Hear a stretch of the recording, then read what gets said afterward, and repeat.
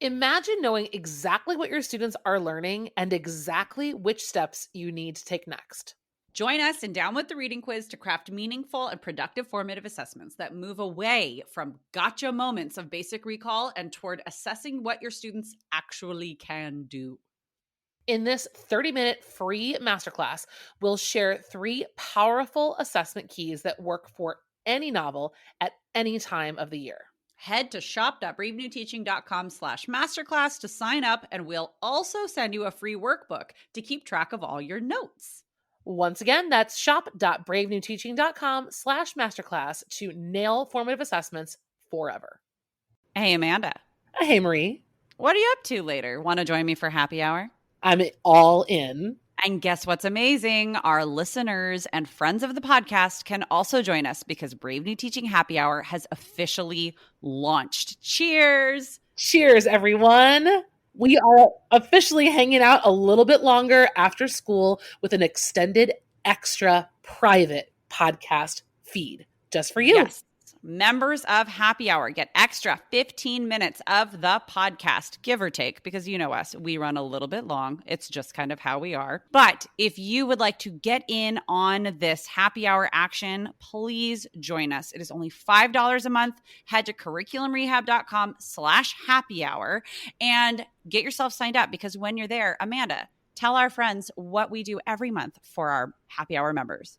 I think my favorite part is coming up with a new free resource for our listeners every month. And then we pretty much break down that resource and how to use it. We also like to have guests on to do extended episodes and even Q&A that's just for you about that resource. It's really exclusive and super private just for you.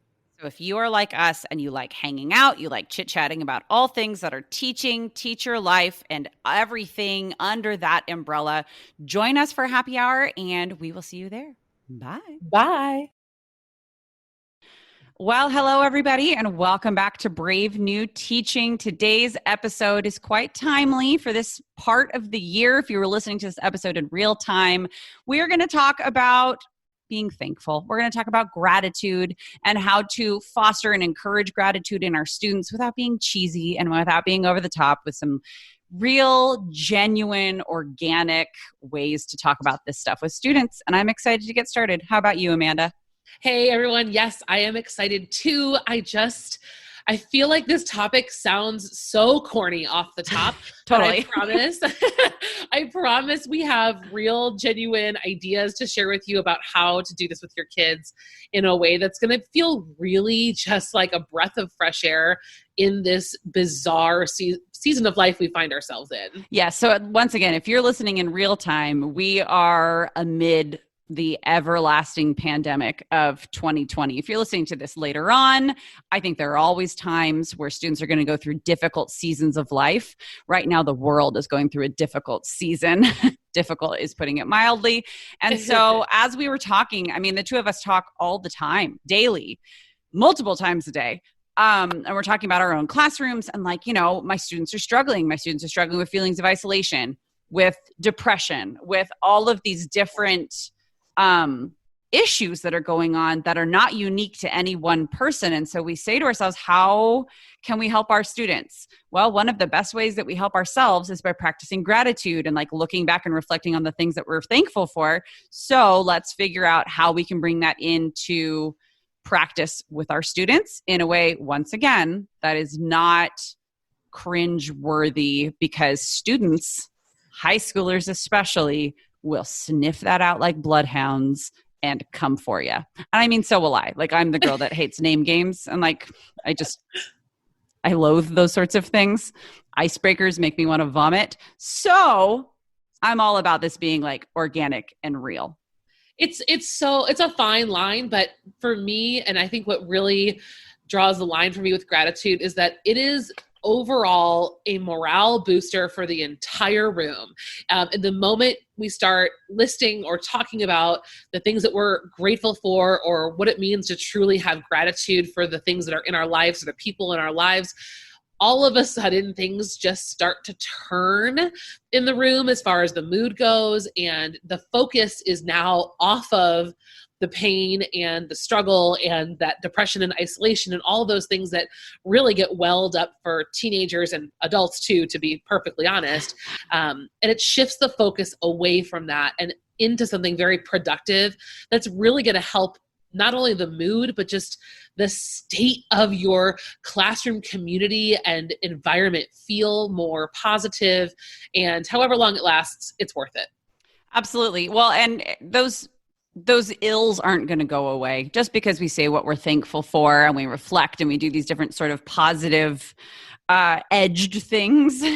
It's not like depression just goes away, but we want to help our students see their way through these situations and navigate these feelings and start to help equip them with the tools. Obviously, we are not licensed therapists. Like, in no way are we getting into that kind of an area, but these are things that we can do in real conversations we can have, and actual amazing community builders that are not corny and that are not forced, that students get to reflect and like be themselves and like hone in on little tiny parts of themselves that they might not have been thinking about lately, because life can get really hard. Yeah, so so this should come as no surprise. We made you a free download for today. At the end of this episode, please stick around and we'll show you where everything is and kind of lay it out for you a little bit more. But everything we talk about today will be included in our free download that we are preparing for you guys to use in your classroom for the entire month of November. It is our gratitude, our gift to you, our way of saying thank you to you guys for being wonderful listeners. We try hard every single week to bring you things that are valuable and useful in your classroom. And so we just want to thank you guys for being along for the journey. Thank you for the reviews. Thank you for the sweet emails and comments on Instagram. We just are so grateful to have this community of teachers. And I don't know how I would be making it through without these outlets to speak to and reach out with other teachers. And I could not agree more. Yeah. So like Amanda said, we have actually 3 weeks worth of bell ringer or warm-ups having to do with gratitude. And so it's one of those things, we're going to have them all prepared for you, ready to implement with your students. And we're excited to share with you kind of how we broke these up and our philosophy behind how we're looking at gratitude. And that download, we will tell you where to get it at the end of the episode. So you know what I'm grateful for right now? Intro music. Let's go.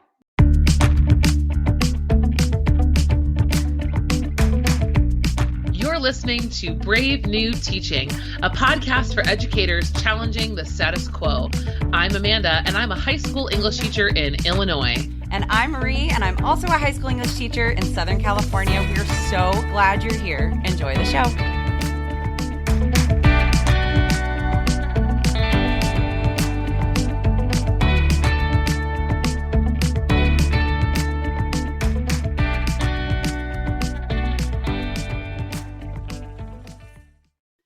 So as we started to tell you all, we've got 3 weeks worth of bell ringer prompts, or you could even use them as like exit tickets, kind of ways to close out class for those 3 weeks in November that we know just about everybody is in school.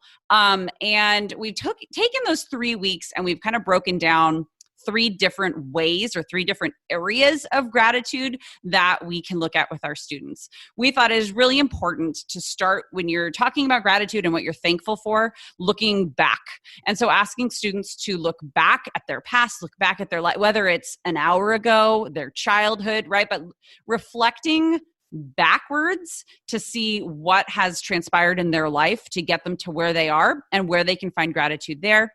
The second week, we decided, let's be really present. Let's look at the here and now. What can we find right here, right now, when things are difficult, when things are great, right? That we can be thankful for and sift through some of the junk to be able to see like, okay, this is what I'm thankful for. This is what matters to me. And this is what I have in order to be able to cope with the other things that might be happening to them, to our students.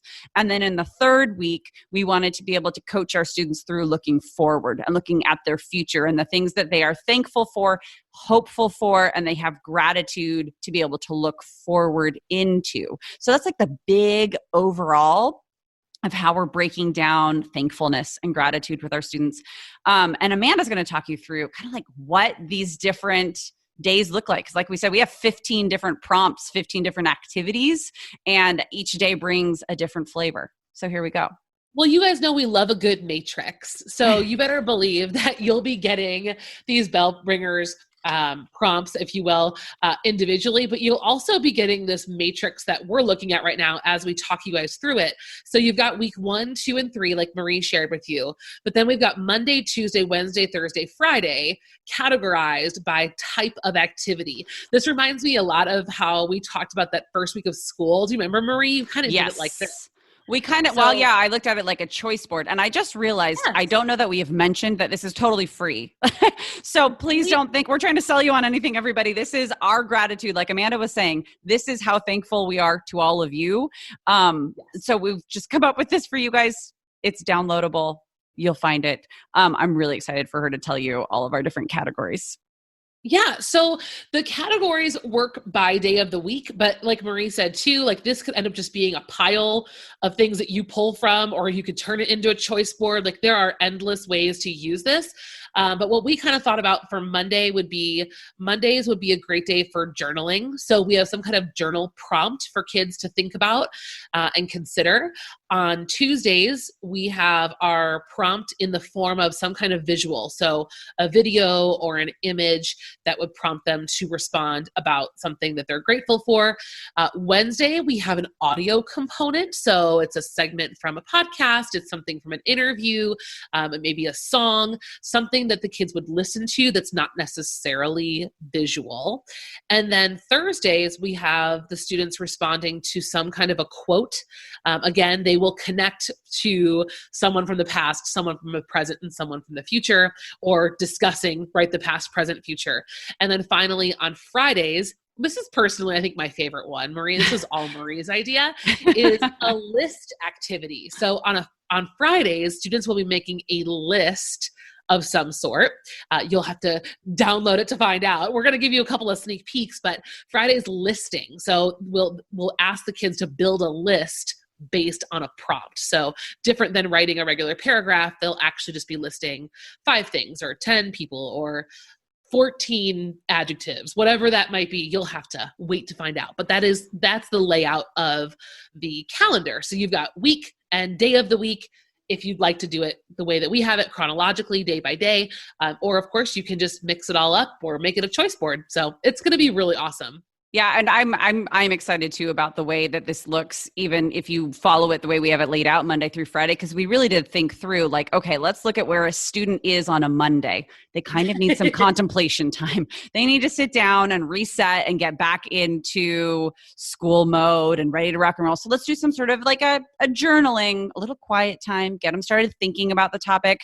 Tuesday, it's a little bit more easy input with some sort of visual or video, right? And then it like works its way into something like a list. If you ask students on Monday to just make a list, it's going to be the corniest, BS list. But if we're working through a topic, like looking back at the things we're thankful for, and we can like really warm it up throughout the whole week, then that list is going to be something that's actually good, like productive for our students and like goes somewhere instead of just kind of being like, blah, I made a list. They'll be a little bit more primed for the activity. Actually, Amanda, do you want to talk through the list on week 1? Because that one's kind of fun. I think we should give a sampler. So why don't we give you guys like a little sampler platter? We'll give you one activity from week 1, one activity from week 2, and one activity from week 3. So if you don't have time to download everything, here's at least 3 ideas. Exactly. Take them, go, run. That are practical. And you'll get to learn a little bit more about myself and my dear friend Marie. So Friday of week 1 is, according to the matrix, we are looking back and creating a list. So the prompt says, list 5 people from the past or in the past who carved a path for you. Name them and tell us why. So I love this prompt because the first thing that I thought of was, it would be so fun to think about people who aren't even real, like fictional characters, or even people who are real, but we never had any direct connection with, like Elizabeth Cady Stanton or Lucretia Mott, people who fought for women's rights, people who fought for things that we enjoy today.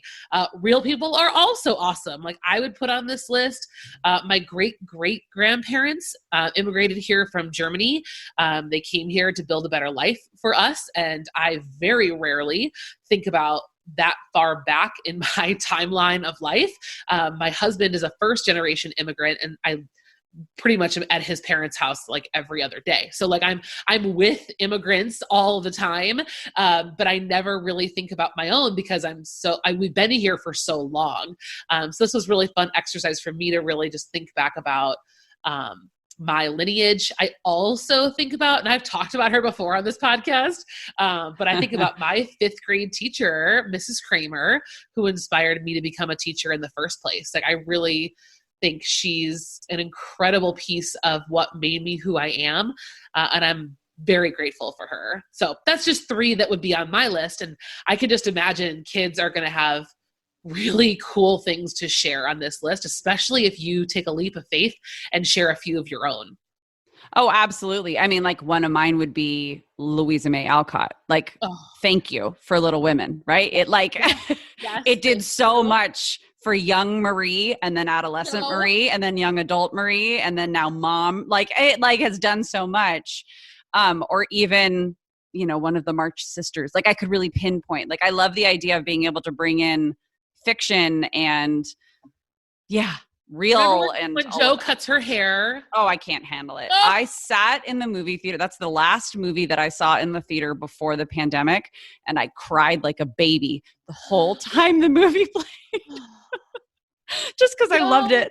I loved it so much. Beautiful hair. Jo, what have you done? What have you done? Let's talk about week 2.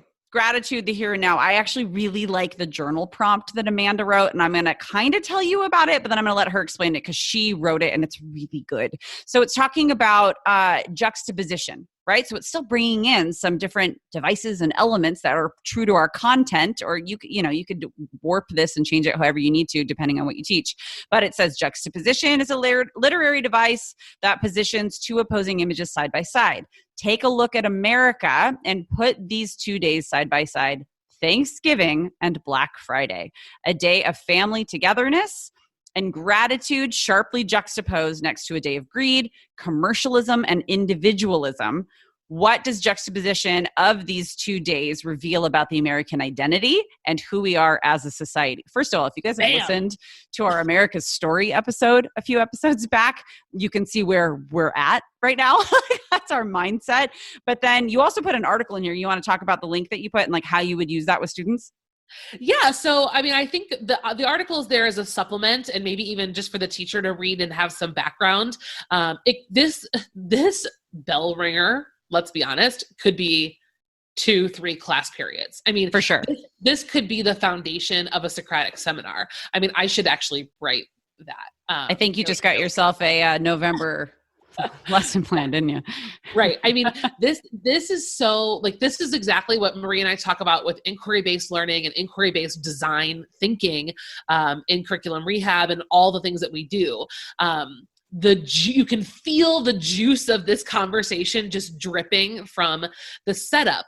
And so I think what I love about this prompt is that the baseline is relatable, right? Most of our students have experienced both of these days and know what we're talking about. They probably don't really know juxtaposition, but this is a really nice way for them to get some argument skills, learn a little bit of, some literary terminology, and have a real honest conversation about, how can these 2 things coexist? And they do. And most of us don't even blink. This is just how it is. Yeah. That in and of itself is commentary on who Americans are. We are fascinating creatures who can just live in this world of juxtaposition. I mean, that's what this is. I mean, that's what I think is really cool about this prompt. So journaling, yes. Maybe it's a quick write and then you want to open it up for discussion. Maybe some of your kids who are sitting behind a camera will start talking. I hope. Yeah. If you're Zooming your classes, because we don't know where we'll be at that point. Well, and the other thing is too, I mean, it opens up for different teaching opportunities, right? It could be quick. It could be real quick. Like with probably my sophomores, or if I was teaching freshmen, I would say I would limit it to 2 or 3 sentences, right? Because I would be practicing economy of words and making your thoughts concise and to the point and clear, right? Those are the different sorts of skills that we're practicing normally in my class at that level. But American Lit, my 11th graders, we would eat that. I would have to throw out the rest of my lesson plan because this is it. Like they would be all in. And the other cool thing is you can teach them like the concept of duality when you're, like there are a lot of cool things that you can do here. And that's just one of our prompts for you guys. We're so excited for you to download this free resource. Like hopefully you think it's as cool as we do. Like otherwise we're just really patting ourselves on the back, which I think we're just going to have to live with that, unknowing, but that's okay. Yeah, it's okay. We're going to use this in our classrooms. We hope you use it in your classroom and then tag us on social media and tell us how well it went, or tell us that it bombed and we'll be like, oh, sorry. In the third week, I have one for the third week. Third week, when we're asking students to look forward, for many of us, it's our last week in school before we go home for a break and have a holiday week off, or at least part of a holiday week off. And so Tuesday is like our visual day, right? So I would love, and the prompt that we have here is to show our students a picture of a high school graduation, right? Time out. Because what I actually want to do, right, this is what needs to happen is maybe not a photo of a diploma, but we need to play Vitamin C's graduation song so that all of the feels are present. And is that as we go on? Is that it? Remember. Yeah. Oh yeah. So this might be the music one, but I wanted to have like a photo, or maybe even just like the music video. Wouldn't that one be nice? They're all walking through the halls and the lockers. And there you go. And hair. There are not a whole lot of experiences that our students are going to have that are globally common among them, right? True. But the end of high school is one. Whether it's through a graduation ceremony, whether it's through aging out. I mean, like there are a lot of different ways that high school will end, but the idea that high school is quote unquote supposed to end in a graduation ceremony, it brings up some good spot of conversation. And so we can be able to prompt students with, here is the event that signifies the end of a high school career. And then ask them to look at what has brought them to where they are now, and going forward, where will they need to go to get there? So whether we're talking to seniors who are mere months away from graduation, whether we're talking to freshmen who don't even really know that they have like 2 feet of their own, right? They're just kind of like steeped in hormones and having a hard time. Like I get it. I've taught them before. But that idea of like looking forward and being able to see like, I'm grateful already for how I'm going to get there. And then they can like start to think through that process of looking forward. And I think it's also a good life skill to like plan and know that this will end one way or another. So let's figure out how you want that to be, and therefore where you can be thankful. And to get to recognize the people that are already part of that fabric of holding you up and getting you where you need to be. And Marie and I were just talking before the episode, and we both are having conversations with our students right now who are struggling, period. I mean, they're just struggling. Life is really hard right now. As we said, we're still kind of in this pandemic season of life. But even before this time of year is hard for a lot of kids. Absolutely.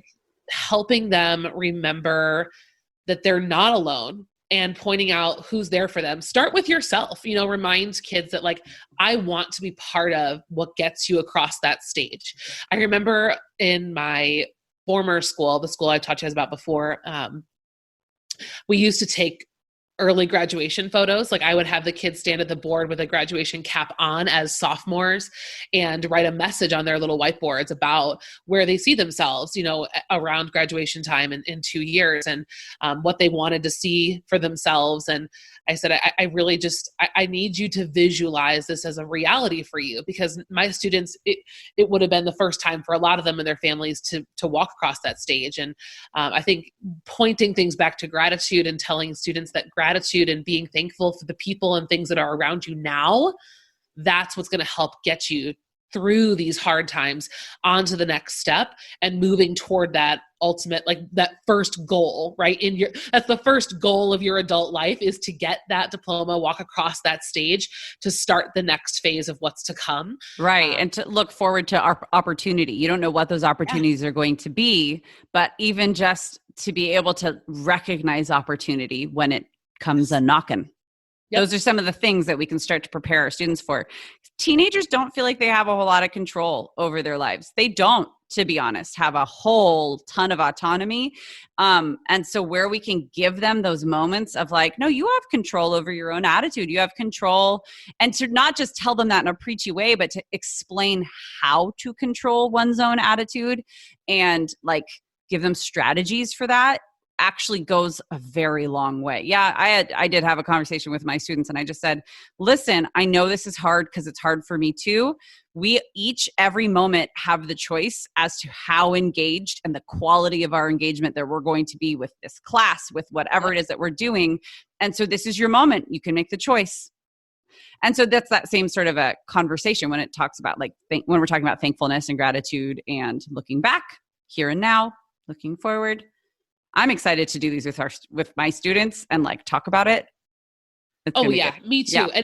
And just as a heads up, if you guys have not listened to episode number 27, we did an interview with Amanda Warner all about including mindfulness in your classroom. Now, mindfulness and gratitude are friends. They're not the same thing, but they like to hang out together. Yeah, they're like rubbing elbows. That's like, yeah.